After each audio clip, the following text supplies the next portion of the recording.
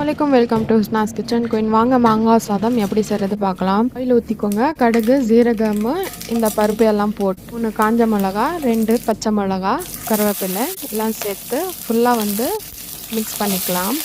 Next onion 1 எடுத்துருக்கேன். ஃபுல்லாக அதுவும் சேர்த்து மிக்ஸ் பண்ணிக்கோங்க. நல்லா வதங்கினதும் உப்பு சேர்த்துக்கலாம்.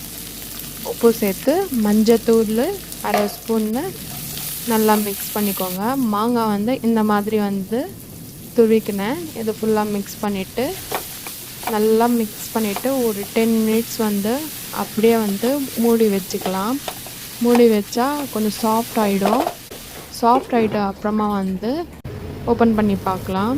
பாருங்கள், இந்த மாதிரி சாஃப்ட் ஆகிட்ட அப்புறமா சாப்பாடு போட்டு ஃபுல்லாக மிக்ஸ் பண்ணிவிட்டு பிஸ்கெல்லாம் லஞ்ச் பண்ணி இந்த மாதிரி ட்ரை பண்ணி பாருங்கள். மறக்காமல் லைக் பண்ணுங்கள், ஷேர் பண்ணுங்கள், சப்ஸ்கிரைப் பண்ணுங்கள். தேங்க்யூ ஃபார் வாட்சிங்.